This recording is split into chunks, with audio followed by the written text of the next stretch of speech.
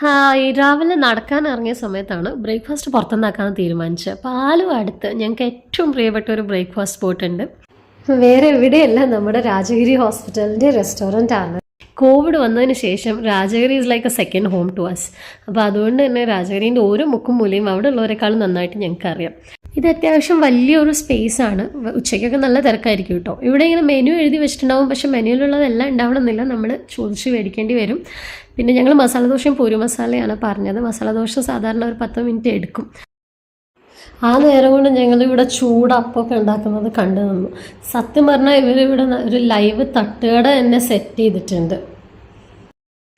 അതൊക്കെ കണ്ടുകൊണ്ടിങ്ങനെ നിൽക്കുന്ന സമയത്ത് നമ്മൾ ഓർഡർ ചെയ്ത ചായ ആണെങ്കിൽ മലയാളിയല്ല ഉണ്ടാക്കിയത്, പക്ഷേ നമ്മുടെ നാട്ടിൽ പണ്ട് കിട്ടുന്ന നല്ല അടിച്ചായൻ്റെ രുചിയിൽ നല്ല ചായയാണ് കിട്ടിയത്. മസാല ദോശ കുറേ സമയം എടുക്കുന്നുണ്ട്. ഞങ്ങളിലാണ് 117 ടോക്കൺ, 115 ആയിട്ടേ ഉള്ളൂ. സാധാരണ പുറത്ത് റെസ്റ്റോറൻറ്റ്സിലുള്ള പ്രൈസ് തന്നെ ഇവിടെ ഉണ്ട്, പക്ഷെ ആ പ്രൈസിൽ അത്യാവശ്യം ഡീസൻ്റ് ആയിട്ടുള്ള ഭക്ഷണം നല്ല വൃത്തിയായിട്ടുള്ള അറ്റ്മോസ്ഫിയറിൽ നല്ല വൃത്തിയായിട്ടുള്ള ഒരു സ്ഥലത്ത് ഇരുന്ന് കഴിക്കാൻ പറ്റും. അങ്ങനെ ഞങ്ങൾ രണ്ടുപേരും നന്നായിട്ട് എൻജോയ് ചെയ്ത് ഫുഡെല്ലാം കഴിച്ച് അവിടുന്ന് തിരിച്ചിറങ്ങി. പോരുന്ന വഴിക്കാണ് ഞങ്ങളുടെ വേറൊരു ഫേവറേറ്റ് സ്പോട്ടായിട്ടുള്ള കോഫി ഷോപ്പ് ഉള്ളത്. അവിടെ നല്ല അടിപൊളി ഒരു സാധനം ഉണ്ട്.